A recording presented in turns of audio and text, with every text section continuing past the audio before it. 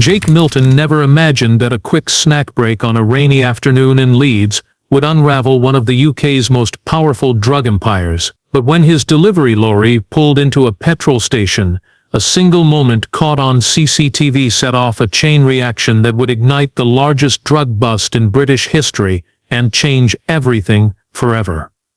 It was just another rainy Wednesday in Leeds. Grey skies hung low over the city, and traffic moved slowly along the slick roads. Jake Milton, a 28-year-old delivery driver, was finishing up the last leg of his shift. He had one more drop to make before heading back to the depot. His van rattled slightly as he pulled into a small petrol station just off the A64.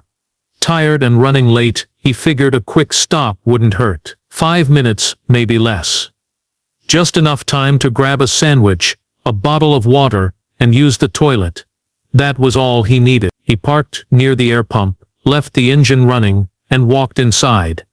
Inside the shop, the hum of fluorescent lights and the faint smell of microwaved food filled the air. Jake grabbed a chicken sandwich, tapped his card at the self-checkout, and stepped back outside into the drizzle. He had no idea that while he was inside, the most important 5 minutes of his life were playing out behind him, and he wasn't even in the frame. Later that day, nothing seemed out of place. Jake finished his deliveries and went home. But at a nearby police station, something unusual was happening. Officers were scanning through CCTV footage of the area, investigating a stolen Vauxhall reported earlier that morning. The car had been seen near the same petrol station around the time Jake was there. While reviewing the video feed, one of the officers noticed something strange, not in the foreground, but in the background. A lorry, parked briefly near the back wall, was approached by a man in a hooded jacket. He was carrying a heavy-looking duffel bag. He moved quickly, and with purpose. Within minutes, he stepped back out, empty-handed. It might have seemed unimportant, just someone dropping something off, but there were small details that raised red flags. The lorry didn't have a company name, which was unusual. Most freight trucks on that route belonged to recognizable couriers. This one was blank, clean, almost deliberately so. Even more curious, the license plate was blurred on the footage, not because of the weather, but because it had been partially obscured with tape. That suggested intent. The man with the duffel bag never showed his face, and no other cars appeared to be involved. The lorry left before Jake returned to his van. The officer flagged the clip. At first it was logged as potentially suspicious, and added to an internal case file. It wasn't treated as urgent, but 2 days later, during another routine review, a second officer picked up on a small image stuck to the back of the lorry, a faded sticker shaped like a seahorse. That was the moment the investigation shifted. A search of the DVLA database returned no match for the lorry's registration. The plate didn't exist. The van had driven into a petrol station, in broad daylight, dropped something off, and vanished. Whatever was in that bag, whatever happened in those brief minutes, it had slipped through unnoticed, except for one grainy clip, and one quiet delivery driver, who never knew he was standing at the edge of the UK's biggest drug empire. The grainy CCTV footage from the petrol station was sent to the Regional Investigations Unit for further analysis. By then, more officers had taken an interest in the mysterious lorry. It hadn't been flagged in any active cases, and yet something about it felt deliberate. The lack of branding, the taped number plate, the rapid transfer of a duffel bag. These weren't normal occurrences, even in a busy city like Leeds. The investigation, which had started as part of a stolen vehicle report, was now beginning to look like something much larger. Technicians enhanced the footage as best they could. The seahorse sticker on the lorry's bumper became clearer with digital sharpening. It was small, barely noticeable, unless someone was looking for it. But now it was a clue. Detectives began to question whether this was part of a wider operation. No lorry should have fake registration and untraceable markings, unless it was trying to disappear. And why would someone go through the trouble of disguising a vehicle, if all they were doing was making a stop at a petrol station? They pulled traffic camera footage from the area, tracking the lorry's movements from the moment it left the station. It didn't take long to locate it again. 10 minutes later, it appeared on a motorway slip road, heading east. A second camera picked it up, turning into a fenced-off industrial estate near the edge of the city. That part of town had long been quiet, a mix of old warehouses, broken fences, and barely used access roads. The lorry passed through a large automated gate, and disappeared behind a row of corrugated metal buildings. What stood out most was that the industrial estate didn't have any active businesses registered in the last 3 years. Most of the buildings were supposedly vacant or used for long-term storage. The gate it had passed through had no visible signage,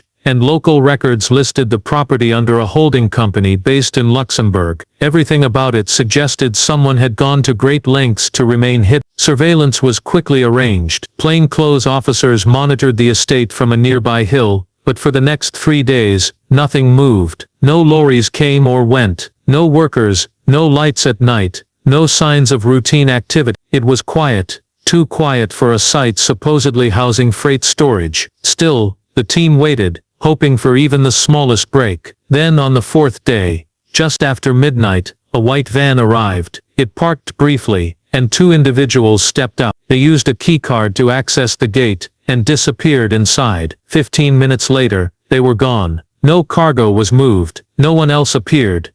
The officers sent a request for a search warrant, based on the suspicious activity and the earlier CCTV footage. In the meantime, they began digging into any past reports linked to the site. A few flagged complaints about odd noises late at night, but none had led to police action. One anonymous tip from the previous year mentioned strange vans and foreign men unloading goods at the time it had been dismissed as speculation.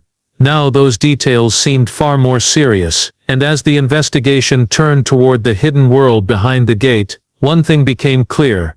This wasn't just a lorry with a strange sticker. This was the beginning of something far-reaching, and very dangerous. When the search warrant was finally granted, officers moved in just after dawn. A convoy of unmarked police vehicles pulled up quietly outside the gates of the industrial estate. The keycard entry system was bypassed by a specialist unit, and within minutes, authorities were inside. The early morning air was cold and still. Nothing stirred. No alarms, no dogs barking, no signs of security. It felt abandoned. From the outside, the warehouse looked ordinary. Weathered metal siding, faded security lights, and a patchy gravel yard. But as officers stepped through the main entrance, they immediately noticed things were not as they seemed. The interior was nearly empty, but clean and dust-free. Not a speck of debris on the floors, no tools, no packaging, no forklifts or pallets. It was sterile, too sterile. In the far corner of the warehouse, 3 massive shipping containers were stacked neatly side by side. There were no labels, no tracking numbers, and no company logo. Each container was sealed shut. When officers pried open the first one, they found it had been heavily modified. The interior was lined with insulation panels, soundproof foam, and a concealed lighting system. Beneath the floor, false panels hid compartments the size of bathtubs. Inside those compartments were large vacuum-sealed bricks of white powder, wrapped in layers of plastic and industrial tape. It wasn't flour or sugar, or anything legal. It was cocaine, high purity, uncut and packed with professional precision. One compartment held 70. The second container had even more. By the time all 3 were searched, the total haul exceeded 8. There was also MDMA in powder and pill form, smaller quantities of ketamine, and bundles of what appeared to be cash, although the serial numbers were foreign, likely part of a laundering scheme. Estimated street value. Despite the scale of the discovery, there were no fingerprints. The containers had been wiped clean, inside and out. A small number of QR codes were found near the corners, possibly internal tracking labels, but they led to dead URLs and disconnected data hubs. Whoever had packed these containers knew what they were doing. Every inch had been thought through, every gram accounted for. Forensic teams found a single cigarette butt on the floor near the exit door, the only trace of human carelessness. It was collected and sent for DNA testing. Though hopes were low, a discarded disposable coffee cup was also bagged. There were no security cameras in the warehouse, no documents, no shipping logs, not even a clipboard or post-it note. Just the containers, their silent contents, and the echo of something deeply hidden. The seahorse sticker, the same one from the lorry, was found again, this time on a wall near the loading bay. It was painted in faint blue ink, almost like a stencil. It appeared to be some sort of marker,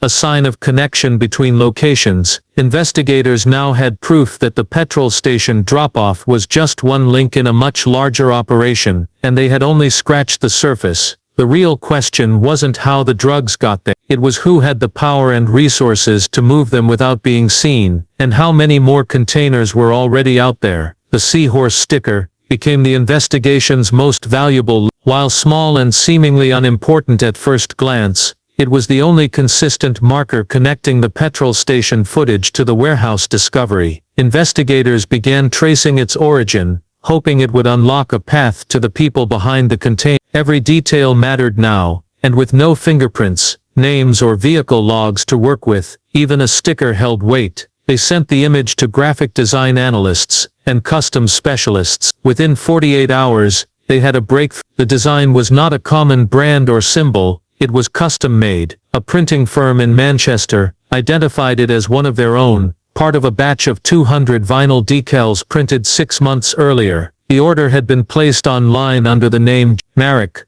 with the seahorse graphic uploaded as a personal design. Payment was made in cryptocurrency, but the stickers had been shipped to a P.O. box in Wakefield. The name was fake, but the P.O. box was real. Officers placed it under surveillance and began reviewing months of security footage. Over a 6-week span, 4 different individuals had collected parcels from the box. None matched the man seen in the petrol station footage, and all wore hats or masks that obscured their face. Facial recognition failed to identify any of them, and the drop-offs were spaced just far enough apart to avoid pattern detection. Whoever was running this knew how to operate in the shadows. Meanwhile, cybercrime investigators followed the payment trail. The wallet that purchased the stickers had made several other transactions, not many, but enough to raise eyebrows. One of the recipient accounts was flagged in a separate investigation tied to narcotics trafficking in Rotterdam. This suggested a possible cross-border operation, one that stretched beyond Leeds or even the UK. The seahorse now seemed less like a brand and more like a code, a visual signal that marked secure containers or locations. Customs officials across the country were alert. Within days,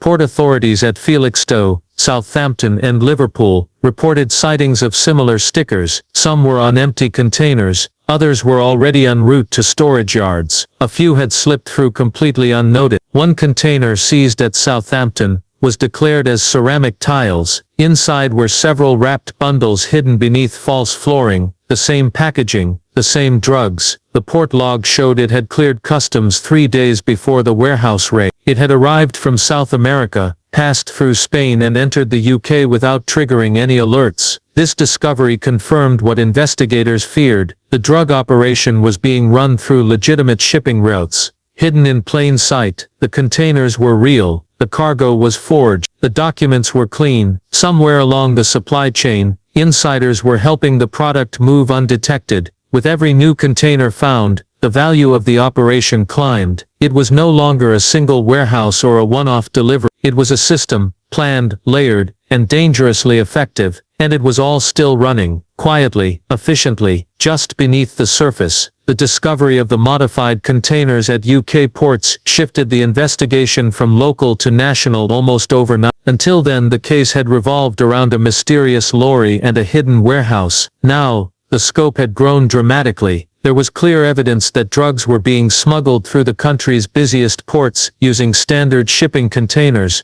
all marked with the same small seahorse symbol. It was no longer just a crime scene, it was a pattern. Detectives quickly pulled customs records from Felixstowe, Southampton, and Liverpool for the last 6 months. They were looking for any container shipments that matched the dimensions, declared contents, or shipping routes of the marble slab. The declared weight didn't match the actual load recorded by port sensors. It was too light. Investigators confirmed it had been picked up by an unregistered haulage vehicle, which vanished from GPS tracking shortly after exiting the port. The lorry was never seen again. Another ghost vehicle, like the one from the petrol station. Digging deeper, they noticed something else. Many of the flagged containers had entered during specific time windows, late at night, during shift changes, or when customs traffic was unusually high. It looked deliberate. Someone inside the ports might be helping the containers get through without inspection. This was more than just a clever smuggling route. It was a network, supported in part by people who were meant to be stopping it.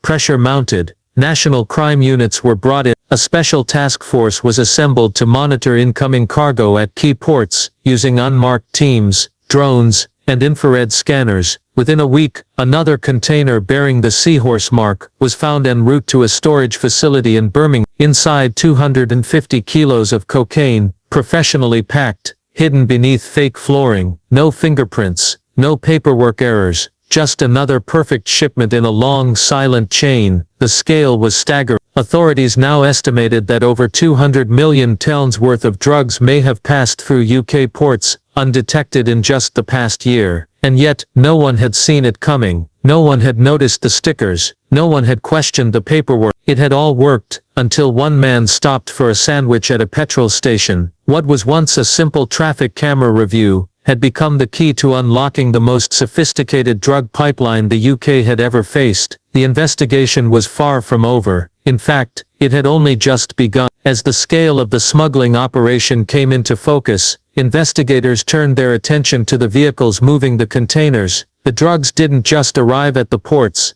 they had to be transported, stored, and distributed. This meant lorries, dozens of, yet official logs showed no matching fleet, no registered hauliers, and no consistent drivers. It was as if the vehicles transporting millions of pounds in narcotics simply didn't exist. They were ghosts. Digging into traffic camera data, police began compiling images of unbranded lorries that had passed through key motorways and industrial areas around the time suspicious containers were moved. A pattern began to emerge. Many of these trucks used fake or cloned number plates, carefully chosen to match real vehicles in other parts of the country. The deception was subtle, often the same plate number but on a different make or model. It was just enough to fool automated recognition systems and avoid detection. Still, one vehicle slipped up. On the M1 near Derbyshire, a motorway camera captured a lorry with a registration that appeared slightly off. The spacing between the letters was inconsistent, something that would be easy to overlook at a glance, but enough to raise suspicion under close review. When investigators ran the plate, it came back as registered to a farmer in Cumbria, who had no connection to haulage or logistics. He had never owned a lorry. In fact, his vehicle was a small hatchback. Alarmed, officers pulled additional footage from surrounding toll points and roadside cameras. They were able to trace the suspicious lorry back to a fueling station just outside Nottingham. That's where they got their first real break. A high-resolution security camera had caught a clear image of the driver as he stepped out to refuel. He wasn't wearing a mask or a hat. The image was clean and facial recognition software quickly matched him to an old database record. His name Brendan Callister. Callister had once worked as a transport coordinator for an Irish freight company based out of Liverpool. 5 years earlier he had been quietly fired after internal suspicions of smuggling activity, but there had never been enough proof to pursue legal action. Following his dismissal he disappeared. Some believed he had moved to Spain, others thought he'd changed his identity. No one had seen him since, until now. What made Callister's reappearance significant wasn't just his past, it was his connections. During his time in Liverpool, he had managed import schedules, loading assignments, and port access codes. He knew how the system worked. He also knew how to manipulate it. Records showed that shortly before his firing he had been in contact with representatives from a Gibraltar-based logistics firm that no longer existed. The dots were starting to connect. With Callister's image in hand and confirmation that he was back in the UK, a wider alert was issued. Surveillance teams were dispatched to known addresses, former workplaces, and storage yards previously associated with his freight route. For the first time, investigators had a name, a face, and a possible inside man. But as they would soon learn, Callister wasn't just a player in the game, he was one of the architects, and his brief return to the UK had already set off a chain reaction, one that couldn't be stopped. As Brendan Callister's name resurfaced, investigators began tracing his connections to offshore companies and shell businesses. His involvement in freight logistics had given him access not only to physical cargo routes, but also to the financial frameworks used to cover them. One of the most suspicious links led to a company registered in Gibraltar, Whitebay Logistics Limited. On paper it appeared to be a minor import-export firm dealing in European textiles, but in reality it had no offices, no employees and no visible assets. It was further digging revealed that Whitebay's financial records were minimal, just enough activity to suggest it was functioning. Bank transfers came from and went to 2 locations, one in Dubai, and the other to a dormant account in Zurich. The amounts varied but were always just below the thresholds that typically triggered automatic reporting. The records were deliberate, careful, and structured to avoid scrutiny. The listed company director for Whitebay was a 74-year-old British expatriate living in a coastal town near Malaga, Spain. When contacted by authorities, he denied any knowledge of the firm. He claimed his name had been used without his consent, and that he'd never signed any paperwork. His confusion was genuine. It became clear that the company had been built using stolen identity details, a common tactic in money laundering operations. But there was something more alarming buried in the financial statement. One payment stood out, a rental fee paid to a storage unit facility in Leeds. The payment had gone through 2 layers of shell firms before arriving at a local self-storage company just 3 miles from the petrol station where Jake Milton had made his now infamous snack stop. The name on the rental agreement was fake, and the unit had been prepaid for a full year in cash. No staff remembered who signed for it. The unit had been accessed multiple times in the previous 4 months, usually during off-peak hours. CCTV coverage of the facility was limited, but a few recordings were still available. Investigators pulled every second of footage, scanning for familiar faces or license plates. Then in one frame, they spotted the same man who had dropped the duffel bag into the lorry at the petrol station. His movements were identical, quick, deliberate, and always angled away from the cameras. He entered the unit carrying a large black bag and left empty-handed 12 minutes later. That was the moment the investigation took another sharp turn. Authorities secured a warrant and raided the unit within 24 hours. What they found wasn't drugs or cash, but something even more valuable, a private surveillance system. Inside were monitors connected to hidden cameras, apparently installed near port entry lanes, warehouse perimeters, and even public roads. There were hard drives full of video logs, entry logs and tracking data. The entire operation had been under its own form of watch, controlled remotely. The unit functioned as a nerve center, a silent control room used to monitor the movement of containers, lorries and potentially law enforcement activity. Whoever had set it up wasn't just transporting drugs, they were studying the system, learning from it, staying one step ahead. And now that step was narrowing. With the discovery of the surveillance hub in the Leeds storage unit, the investigation entered a new phase. Until then, police had believed they were chasing a smuggling network, a large, well-coordinated operation moving drugs through ports and across roads. But what they uncovered suggested something much more dangerous. This wasn't just a distribution chain, it was an intelligence operation, and someone had been watching them the entire time. The equipment inside the unit was high-end and professionally installed. Dozens of hard drives were recovered, each storing hundreds of hours of surveillance footage. The system had been configured to remotely tap into public traffic cameras, CCTV feeds from industrial parks, and even camera loops near port. It also included infrared and motion-sensitive devices, likely placed in warehouses and container yards. The data showed timestamps, port entry times, and customs inspection schedule. One logbook included a weekly report listing which UK ports were fully staffed, which were undermanned, and what time certain cargo inspectors were off shift. That level of detail was chilling. It meant the group wasn't just hiding shipment, they were actively profiling border security weaknesses, using real-time data to avoid detection.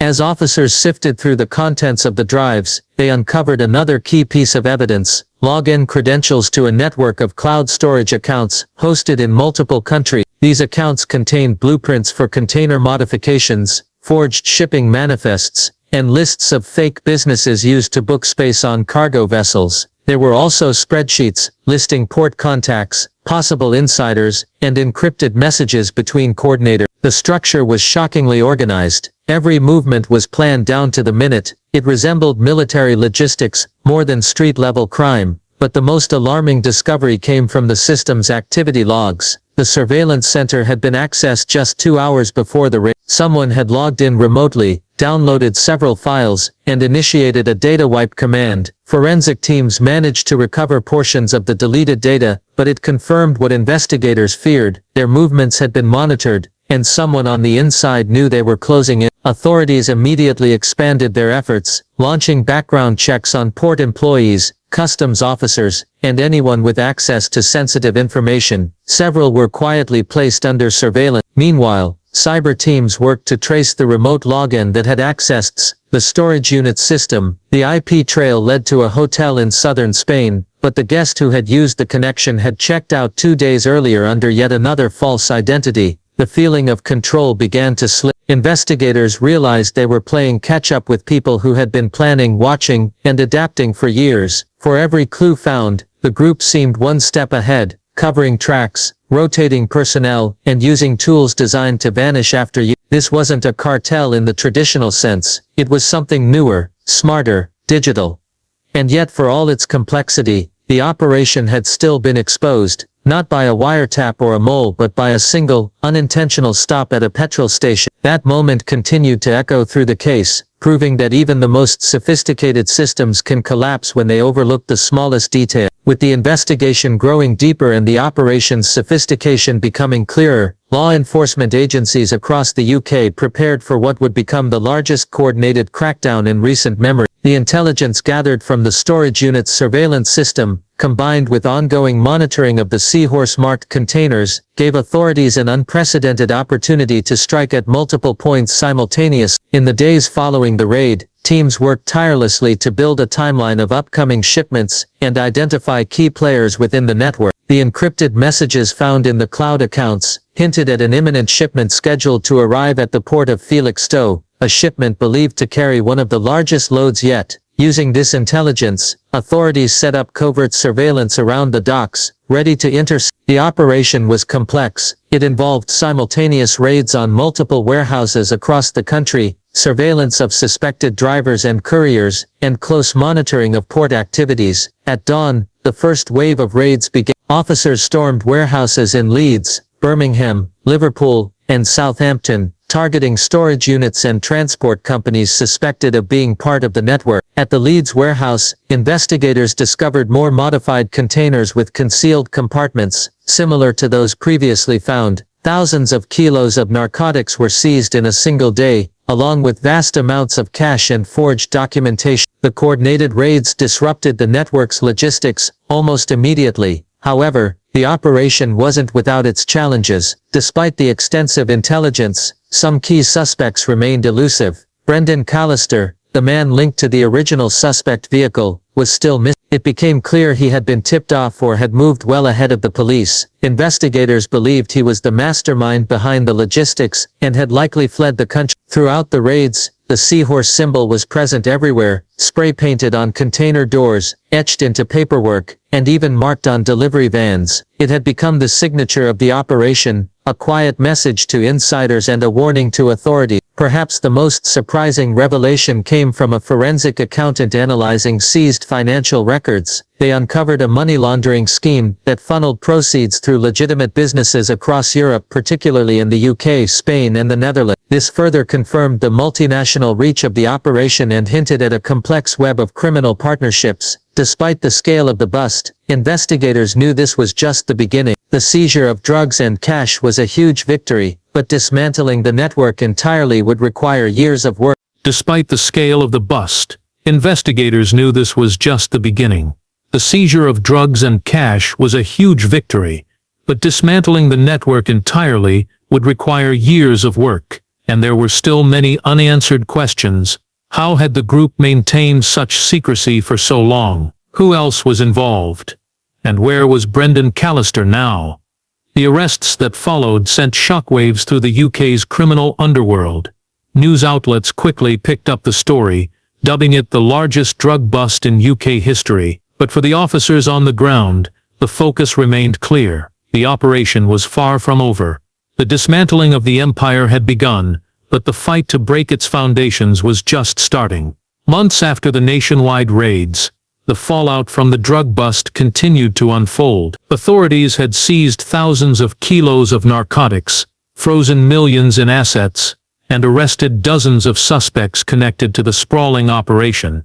But the true impact went far beyond the immediate arrests. The investigation had exposed deep-rooted corruption, complex international networks, and a new era of criminal sophistication. It was a landmark moment for UK law enforcement.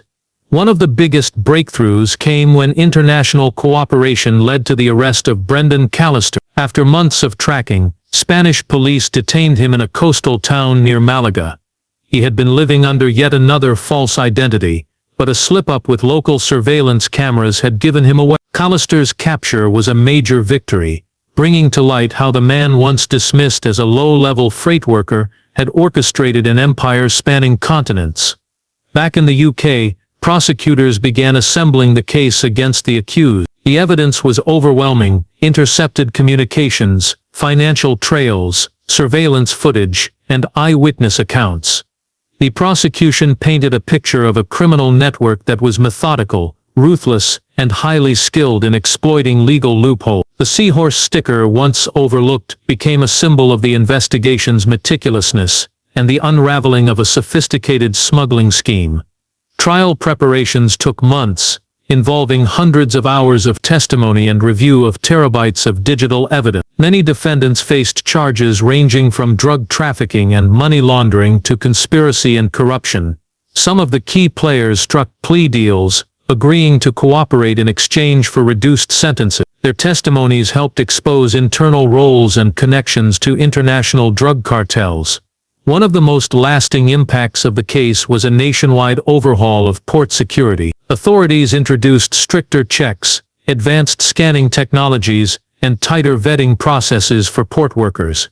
Training programs were launched to better detect forged documentation and unusual shipping activity. The bust had revealed how easily organized crime could infiltrate legitimate trade channels, and the government was determined to close those gaps.